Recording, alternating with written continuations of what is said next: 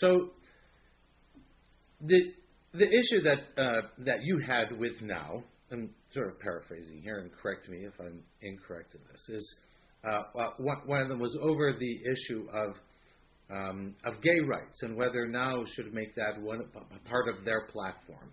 Correct. And it was a very, very controversial issue. It was more than controversial. It was controversial with a capital C. If somebody studies the history of women, any time that a woman spoke out for women's rights, people would say, oh, she's a lesbian. And that was supposed to be, the worst insult in the world. When the issue arose in now, everyone thinks we're lesbians. My reaction was, let's play a King of Denmark here. As you know, when the Jews were being forced to wear yellow stars so they could be easily identified by Nazis, the King of Denmark, who was not Jewish, wore a yellow star. I thought that was wonderful. And he encouraged everybody should wear a yellow star. Let's confuse these Nazis. So when this issue came up, I said, well, why don't we say we're all lesbians? Every single one of us. You're giggling. I thought that was a good response, but my sisters did not. And so that didn't wash. And then I said, yes, we should say we're all lesbians, and if people join the women's rights movement, no one will ever get married, no one will ever have a child, and the race will end. The human race will end. But people didn't agree with me on that. It's of interest to note that as we're doing this interview in 2013, there's gay marriage all over the place. So the world has changed a great deal, or I should say the country has changed a great deal. Not all over, but in civilized pockets on the issue of lesbians, gays, gay marriage.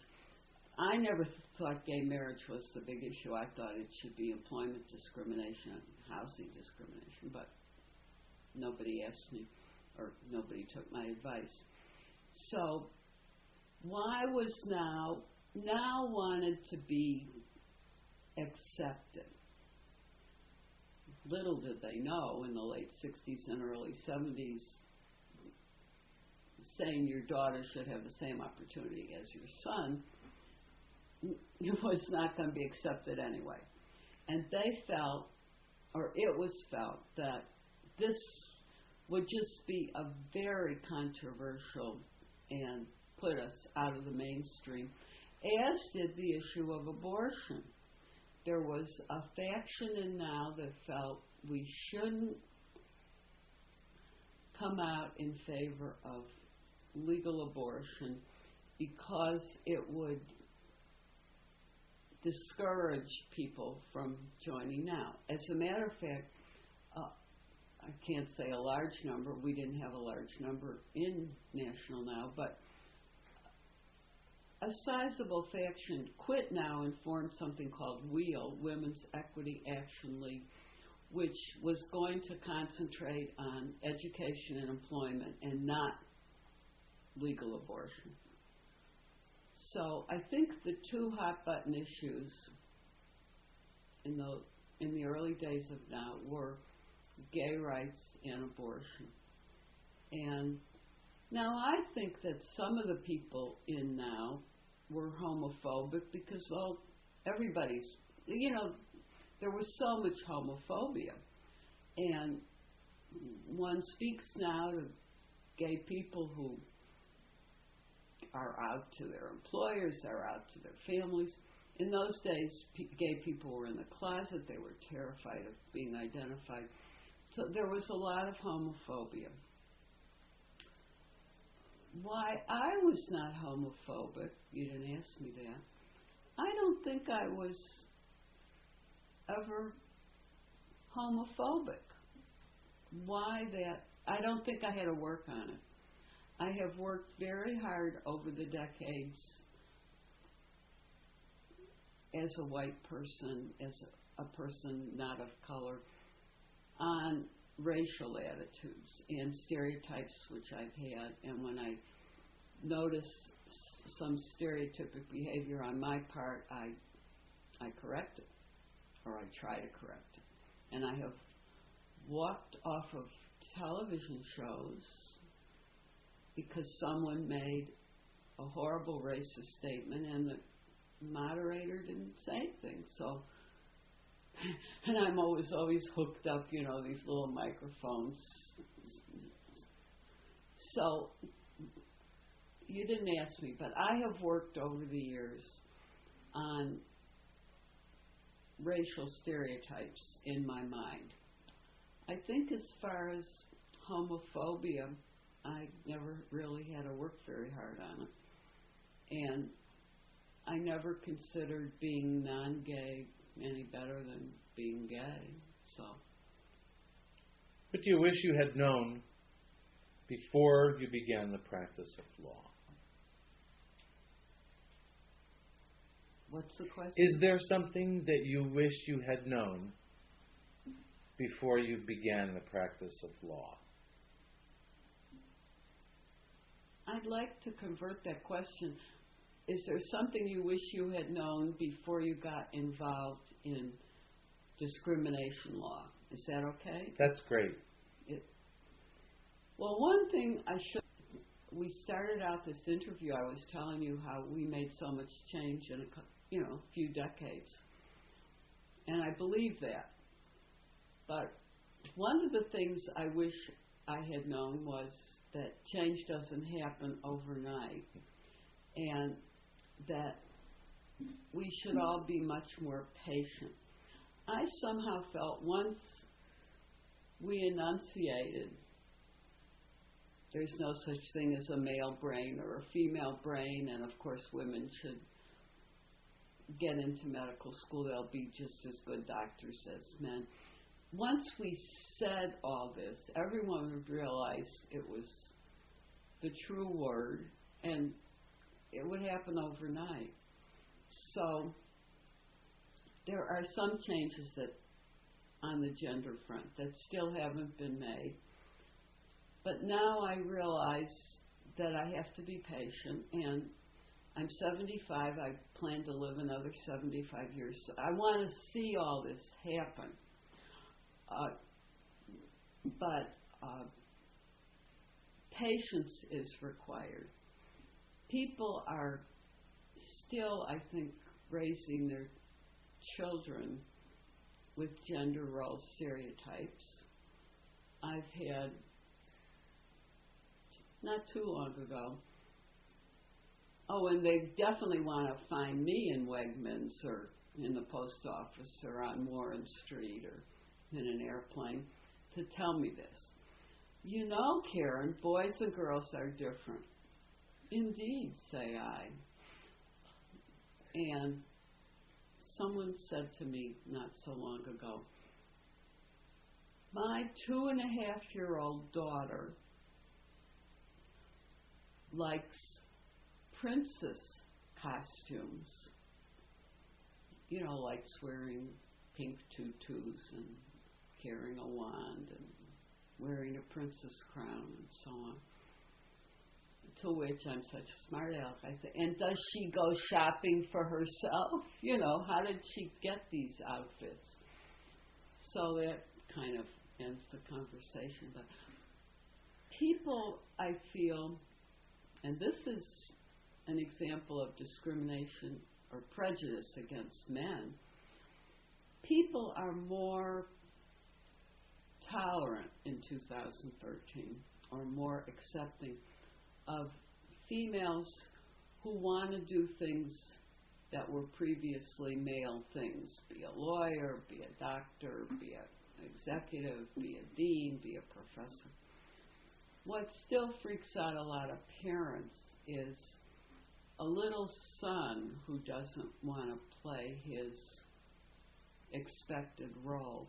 And I would say, and I pay a lot of attention to this, most boys are not athletically talented. Some are. But a really klutzy little boy is in big trouble. You know, he's got trouble with his parents and his teachers and his coaches. And so we don't accept males who don't play what has been the accepted male role.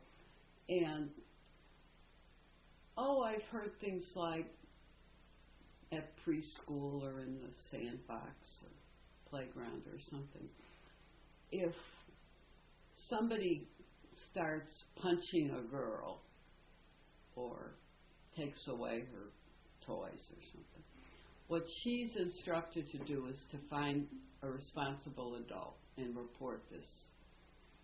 What they say to little boys is, fight them. And I feel that's wrong. I don't believe in physical fisticuffs. I think we should all be trained to talk out our differences and be a much better world. I think it's unfair to tell, some 4-year-old boy he's supposed to engage in fisticuffs. But I think there's still stereotypes. And when I hear, let's say, another woman lawyer or something, telling people how, my son's a real boy, I want to say, and, what does that mean? But I don't. I keep my mouth shut. Maybe that means he wants an easy bake oven. Exactly. The new easy bake oven. Will you tell me a bit about the Onondaga 5 and how that how they impacted the Onondaga County Bar Association? Okay. And for those who don't know, if you would just... I'll say what it is.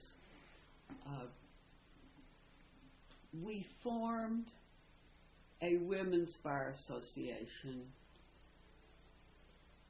because we felt that there were problems in the legal profession for women.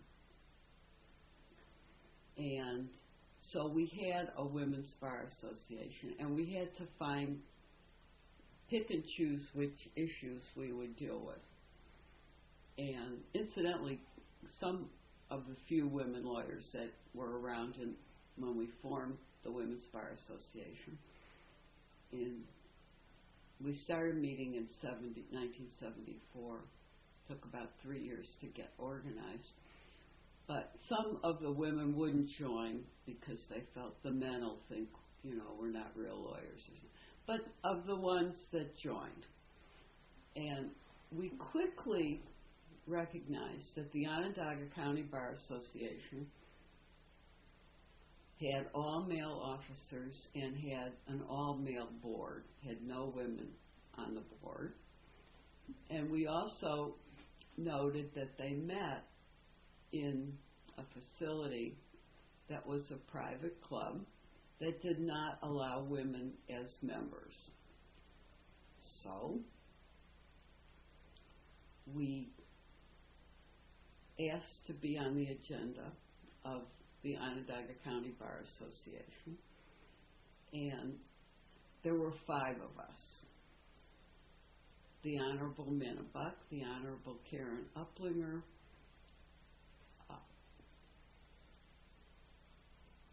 Chris Schofield, the late Lois Kreisberg, and Karen DeCrow. We went to this meeting to say we think you shouldn't meet in a all-male private club. And that was quite a battle. Oh, that was so much fun. They finally agreed that if a woman wanted to come to a meeting, because there were some committees that women were serving on, and she called up, she would get permission to go into this club. I'm like, it's ridiculous. It's insulting. But there came a time when we said, you've got to move the meeting, or they've got to change their policy. And there were a lot. It was, to say there was anger against us was, these guys were hysterical. I mean, what are you trying to do? Change the, uproot the world? Yes. So the Onondaga Five, we called ourselves that, to divide the two issues. One was where we would meet. They finally convinced the private club, it was the university club, to admit women. But there were just, there were two things that they wouldn't agree to. One was that women couldn't go into the bar, and the other was they couldn't go into the card room. And, that seemed like a reasonable exclusion to everybody but me. I, by the way, am not a card player. I'm not a drinker. I said, absolutely not. There's only two things in this world I want to do, play cards and drink, So there was that little problem. Then there was the issue of the all-male board. And the Onondaga Five ran an alternate slate. There's always a nominating committee at the Bar Association. They nominate. I'm now on the nominating committee. See how the world has changed. But they have a slate. And then there's an annual meeting, and the slate gets elected. It's, let us say, never been a very controversial issue. And at the annual meeting, the former president gets some kind of plaque from the incoming president and says, I'm so pleased to be the president. And it's a non-event, and some people come to the meeting, but not very many. There was a provision that you could get so many signatures and you could run. The Onondaga Five ran, and therefore every member of the Onondaga County Bar Association got notified there was going to be a contested election. And instead of a couple of people coming to the meeting, the meetings were held, I believe, and still are, because I go to these annual meetings, in the county legislative chambers. You know the size of that, not real big room. Well, it was standing room only. It was, and people had to check in at the door to make sure they were members. It was a big deal. And the election was held, and the Onondaga Five lost. However, we got, 40, 50 votes out of a couple of hundred. And my compatriots, there were not 40 or 50 women in that room. My compatriots, of course, were sad. I said, if we got this many votes, just hang around. It's going to change. And it did. And the real humor was, I can't remember if it was the outgoing president or the incoming president, two guys. One of them, in his speech, said, "It's so thrilling to see all the interest there is in our organization." I thought that was hilarious. Here we brought all these people out to vote against us. But, well, the Bar Association has changed. It's had many women presidents. It has women on the board. It's a different organization. And I think that's all to the good. And I don't think of these guys of 30 years ago as villains. I don't think of them as lousy sexists. I think they were products of their culture. And we helped them to evolve. Which one of the Onondaga Five called up the other four and said, let's get together? I'm not sure. I have a feeling we just came together, but there's probably an answer to that, but I don't have it. Did you have any lawyer role models as you were building your practice?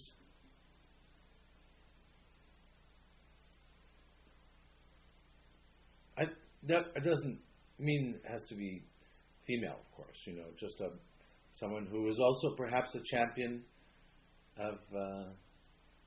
Well, I had professors at the law school who were lawyers, of course, who I considered role models. The late Robert Koretz, who taught labor law, was a big champion of mine and a role model because he really believed in ending discrimination in law on the basis of race, and was then and am now a big admirer of Travis Lewin, who, I don't know if he started out as a supporter of mine. I had him as a professor in criminal law, but he has been very supportive of me over the years. Another role model in law school was Professor Donnelly, who has died, the late Professor Donnelly. Sam Donnelly and I I had him for a professor. We disagreed on everything, but we had these fabulous conversations. What I like is a really good argument. And so I would say he was a role model, very thoughtful guy, very well read. That's,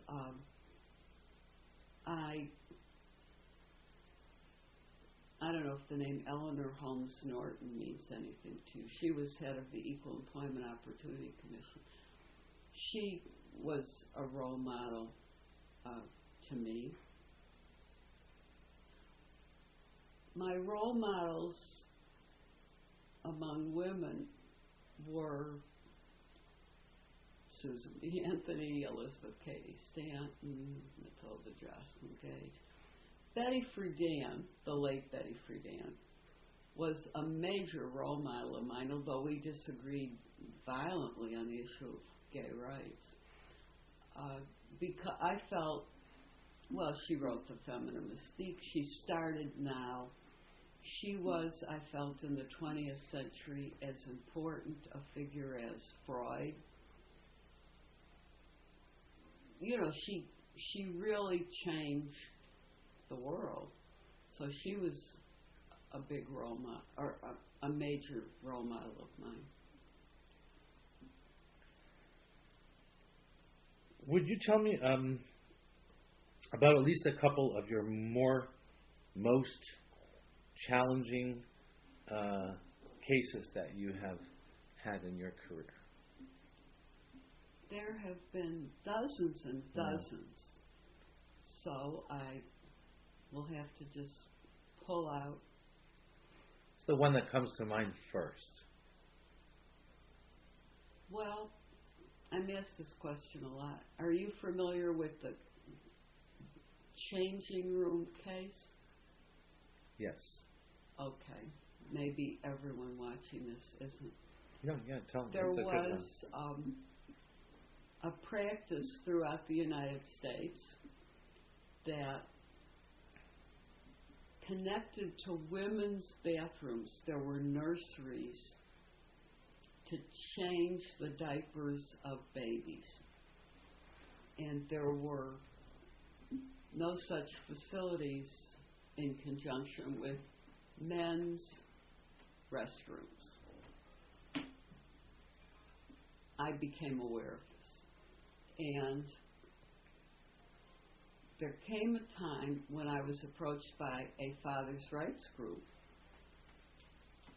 They wanted to challenge that practice.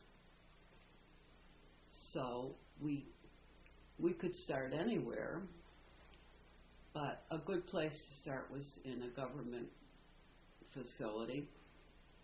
And because they were in New York State and I was in New York State, we decided we would sue Hancock Airport because they had facilities for changing children's diapers in women's restrooms, but not in men's restrooms. And we went to court on that issue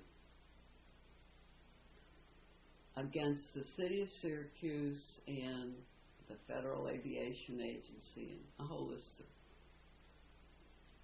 people or institutions. And the briefs are great. I have the briefs.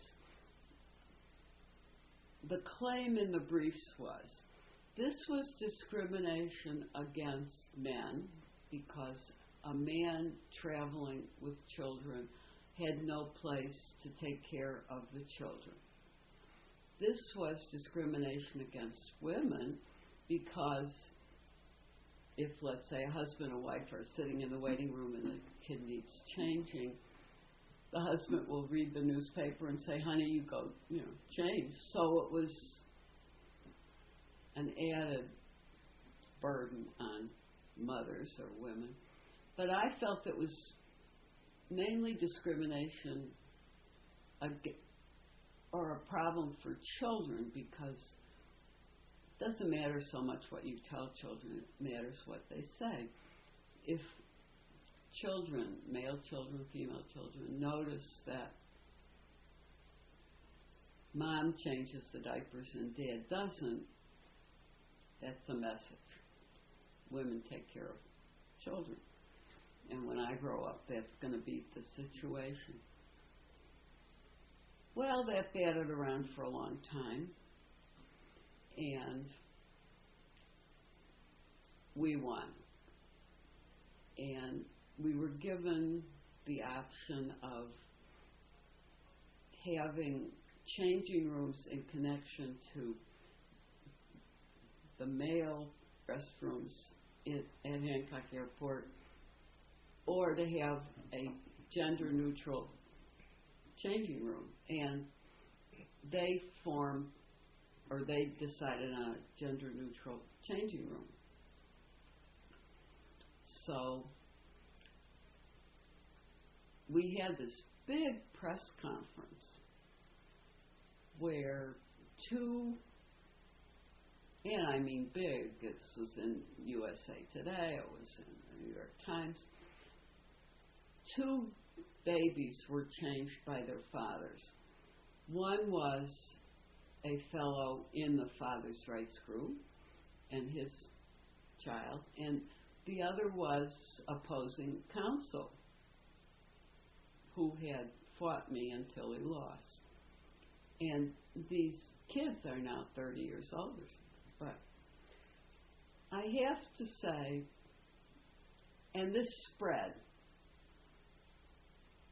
all over the country, airports were now changing their policies, and other facilities were also changing their policies, public accommodation. I have to say today, I love to go in Hancock Airport. I go to this facility and I see the big sign this facility is for fathers and mothers. I love it. I thought for sure you'd say the old ale house. McSorley's.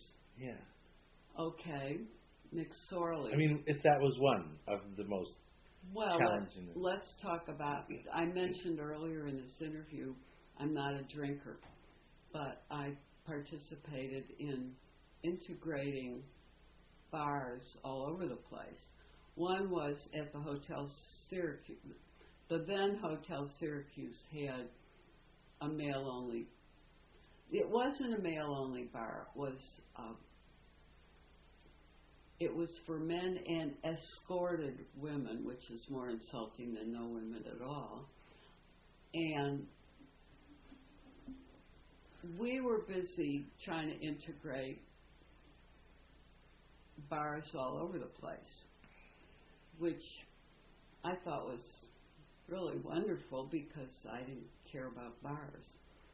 And McSorley's old ale house had never served a woman in, all these years and so on. And so that was one of the focuses. And McSorley's old ale house changed its policy eventually. And a couple of years ago... After how many hundred? I have it 30, in my file. 40 Many years, something. hundreds of years. They now allow women in. And a couple of years ago, a group of women wanted to take me to lunch at McSorley's, and I went. And it turns out that the New Yorker sent a reporter, and it was reported in the New Yorker that we went and we got served, and women were now served, and the reporter asked various women who were eating there and drinking there if they knew anything, and of course they didn't, but they didn't read the walls because on the walls there were all these newspaper articles about the integration of McSorley's. You might ask, why was bars so important? And I'll answer that question. In other words, of all the facilities, of all the exclusions of women on this planet, why bars? I have always felt that being out there in the world, being a citizen, being allowed to do whatever men do, was very important. And the ability to walk into a bar and order a beer shows you're a member of the public. You're not someone who's supposed to be secluded in the house. And as women had been for centuries. So I felt it was important. I still do think it is important. There are a lot of women who would agree with you. I think most women, and I think most maybe men, not for the same reason that you have, but I think most men now, there are probably men my age who still think it's a disgrace. And that went along with integrating golf courses and country clubs. And you asked what I thought was important. For me, the most important thing has always been employment. Not drinking, not changing diapers. And I feel, if I go through my files, all the lawsuits against corporations, against banks, against universities, change the policy of these employers, slowly kicking and screaming. So I feel gratified. I feel happy when I think about that. And I feel very grateful to my clients who put themselves on the line. you were asked, which I'm sure you are, from time to time, to give advice to a young lawyer, what would that advice be? Are you suggesting a female lawyer or a male lawyer, any lawyer? I think probably any lawyer. The advice I would give to a young lawyer. Because and then I want you to tell me why you asked that question if there's a difference now. I wouldn't give different advice to females and males. Well, the main way one succeeds as a lawyer, I think, is to be prepared, to do your homework. And no matter how prejudiced, let's say, years ago, a judge might be, and they made pretty nasty comments, some of them, to me. If, in fact, you're prepared, you've done your homework, you will get respect. And as far as opposing counsel, if you're always courteous, if you're always collegial, if you're always reasonable, and if you're respectful of their work, then that would be my advice. And when I am invited to speak at a law school, which I am often, different law schools, I always say, you're so lucky. You're in this fascinating profession where every day things are different. In other words, what happens every single day is different. And I sit there, I'm kind of a night owl, so it might be very late at night, but I sit there reading documents, reading briefs, thinking of fact patterns, and I think how lucky, because many people are very bored with their what they do for a living. Oh, thank goodness it's Friday, and oh my goodness it's Monday, and so that's my advice. Now, some people are in law school and they don't like it. My advice is do something else. You know, it's fairly demanding. It's sometimes dry, often dry, but I don't know if that's advice, but the practice of law isn't all work and no play. The practice of law is lots of play and lots of work. But to me, they're blended. So tell me about some of the lighter moments in your career. Lighter moments. Oh, I don't know if anyone ever asked me that question. This is in the middle of a trial, and the judge keeps calling the lawyers into his chambers to, make decisions. And we get in there. It's opposing counsel, Karen, and the judge, and a law clerk of mine who happened to be male. I have male and female law clerks, and I said, well, come in, and if the judge throws you out, go out. Judge didn't throw him out, so he's sitting there. So there we are for a legal conference. I don't know, there's just lighter moments. And the judge has spread out on his desk some wine company where if you order lots of wine, you get a special price. And he says to opposing counsel, who's obviously a very good buddy, let's decide what we want to order. And I look at my law clerk, and his eyes are widening. These are pals who are ordering wine. First of all, the judge doesn't say, Karen, would you like to order some wine? And then doesn't seem to me like a legal conference. So they talk for a really long time do you like dry? Do you like not dry?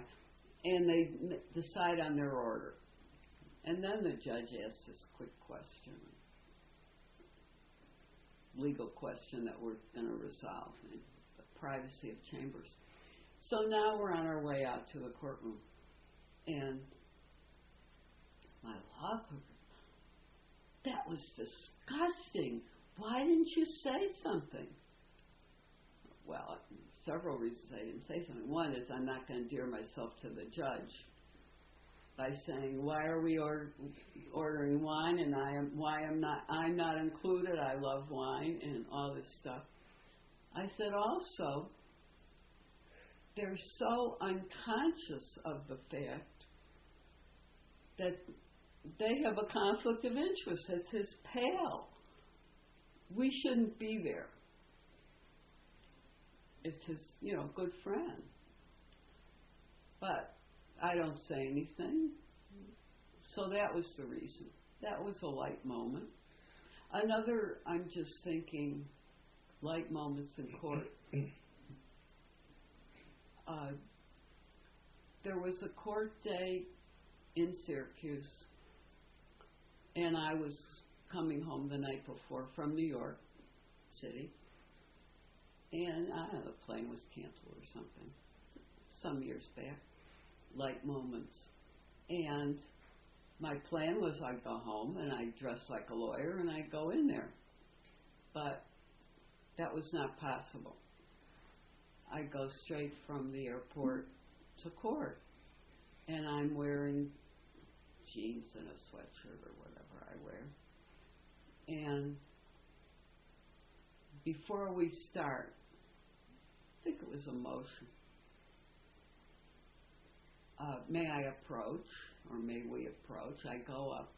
I say, I would like to apologize for my attire to my opposing counsel and to you, Your Honor.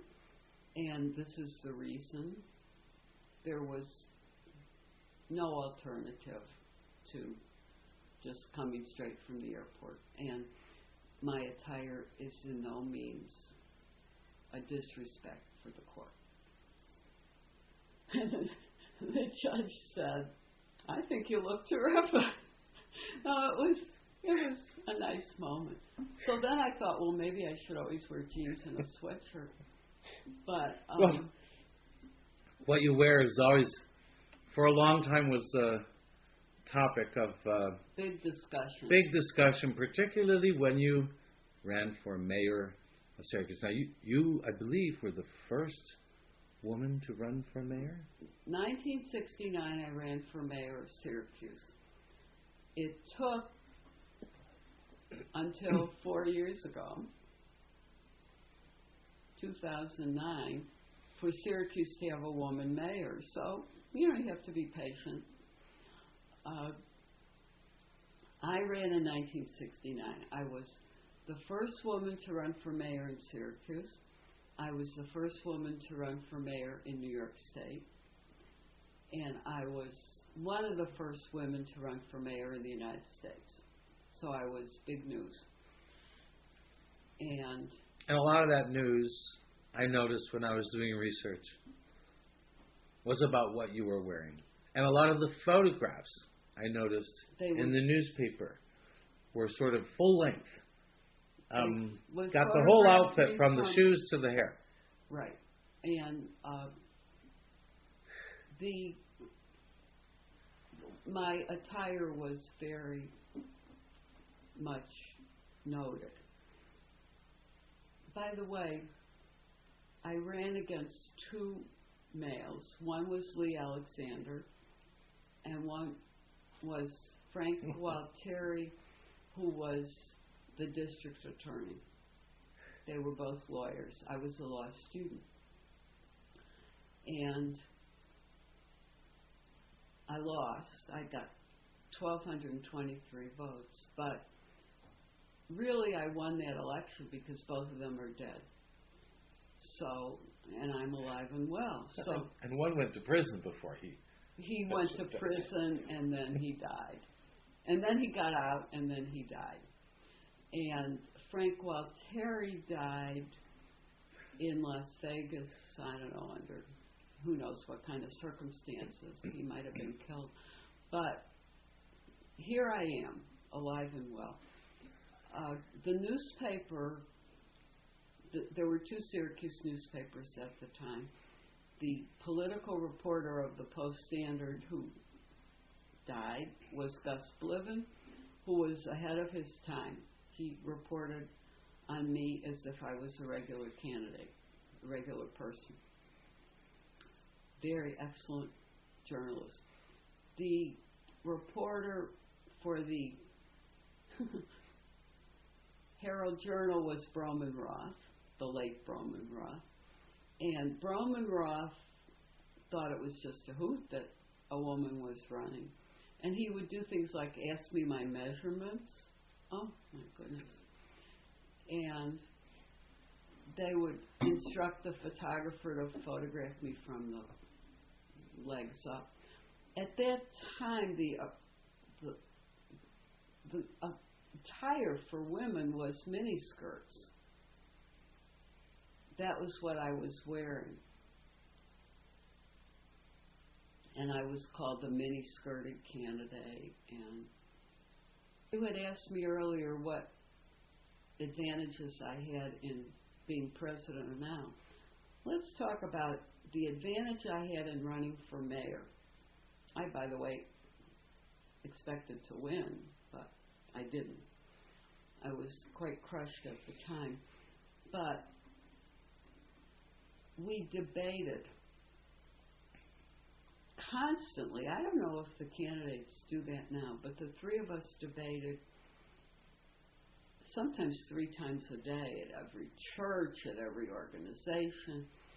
Some institutions wouldn't allow me in the debate because I was a woman, but most of them, there we were debating. So I'm a law student, first-year law student, and both of these fellows were lawyers. So I was a nervous wreck debating them on issues. But what happened, the campaign started full blast, I guess, after Labor Day or something. Between Labor Day and the election, approximately 2 months, I learned to talk on my feet. I learned how to debate. I learned how to react to questions. I learned how to not be a nervous wreck. So that was such a benefit to me that as a lawyer, to be able to think on your feet, talk on your feet. I just want to say, I thought it was amusing when I was reading all of that because, considering your opponent, or at least one of your opponents, who cared a great deal about the way he looked, and probably was, even though they didn't write about it as much as they wrote about your outfit, he was probably much more concerned about what he was wearing than you were about what you were wearing. We're talking about Lee Alexander. Yeah, who was gorgeous. I mean, He was absolutely gorgeous. And I felt, I've always considered myself a nice-looking person, but Lee Alexander was more gorgeous than I.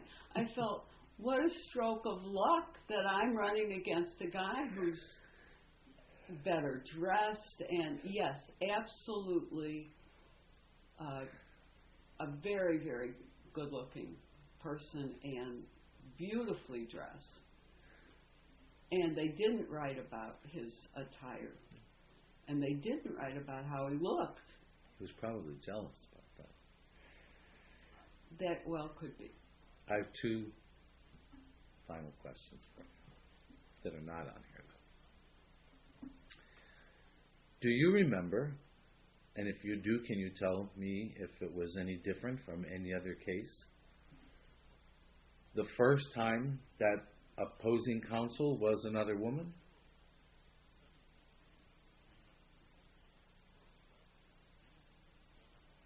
No. No. I don't remember. Sorry. I think that says something right there, actually.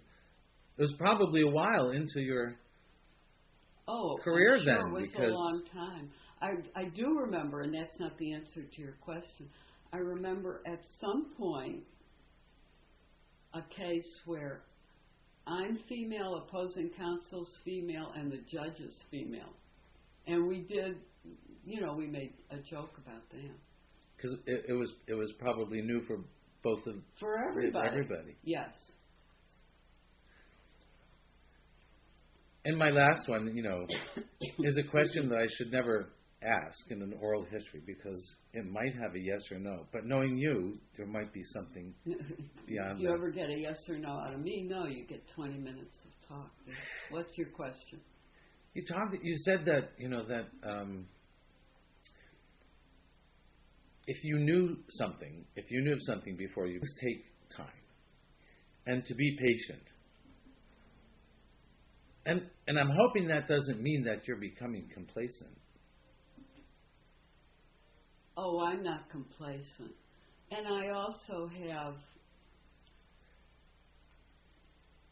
kind of a script going on in my head that when something's going on and I'm saying X, Y, Z, what I'm really thinking is A, B, C. But I try to imagine, is it going to do me any good to say what I'm thinking? And if I conclude that it's not, then I don't do it. I try to be a very Apollonian person, which means I try to not let my feelings show.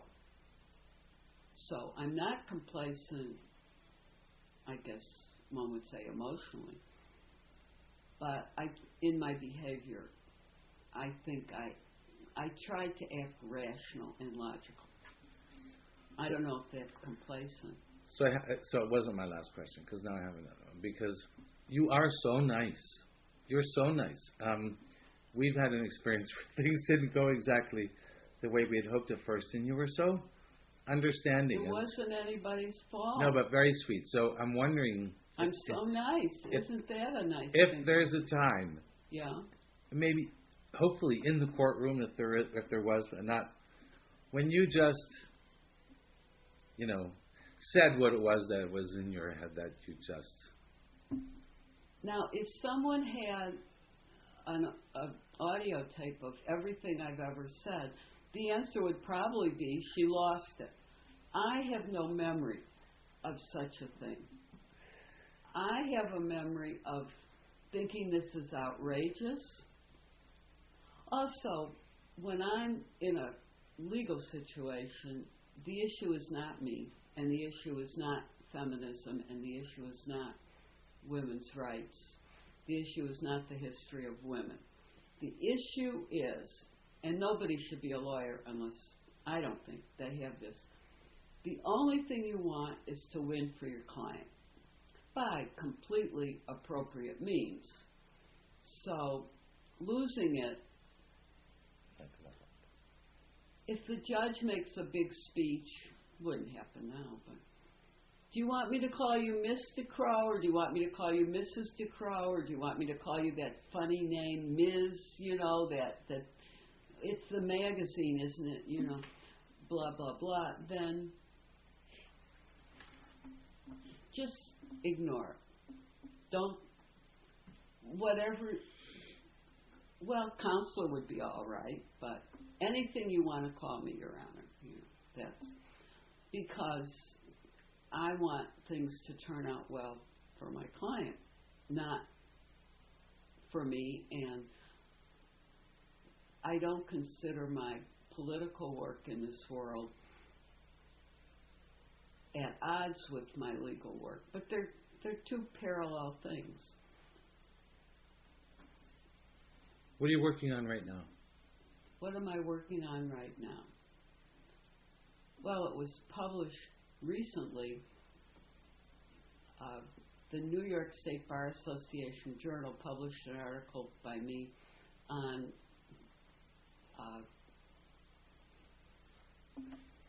lawyers in opera, the image of lawyers in opera. And there are many lawyers in operas, and we don't come out too good, let's put it that way. So I'm having a lot of fun with that because one of the main sources of lawyers in opera is Gilbert and Sullivan. So I wrote about Gilbert and Sullivan. And it got picked up on some website, Gilbert and Sullivan website. So people were calling me like, there are people, I like Gilbert and Sullivan, but not my biggest interest. There are people who are just passionate about Gilbert. People are calling me from all over, Osticle and so on. I'm working on employment cases. I'm working on a very interesting program. This is the 9th year that the Women's Bar Association and Women in Medicine, which is what it sounds like, female doctors, have a joint dinner, and we have a program. And I'm in charge of the program. And this year, it's, by the way, going to be in March. This year, it's going to be on the issue of informed consent, which has both legal and medical ramifications. So I've lined up a wonderful panel of a doctor, a lawyer, and a researcher, PhD. So I'm working on that. I'm speaking on International Women's Day, which is March 8th, at Northwestern University, my alma mater, at a program of various organizations and various groups at Northwestern on the issue. They picked the topic. I wouldn't have picked the topic, but it's an okay topic. The topic they picked was, is there a war against women? You've heard that expression. People are throwing it around. Is there a war against women? Well, I'm doing my homework. I'm looking up articles and so on.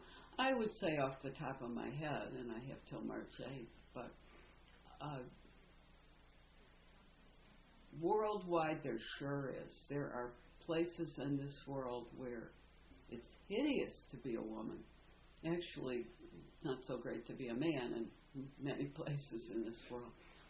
In the United States, I don't know that there's a war against women, although people use that expression all the time. I think we may be in danger of losing legal abortion. Well, all these 5-4 decisions at the U.S. Supreme Court are kind of nerve-wracking on the subject of abortion. But 1 minute, I guess we're done. Thanks so much. We're done. We're done.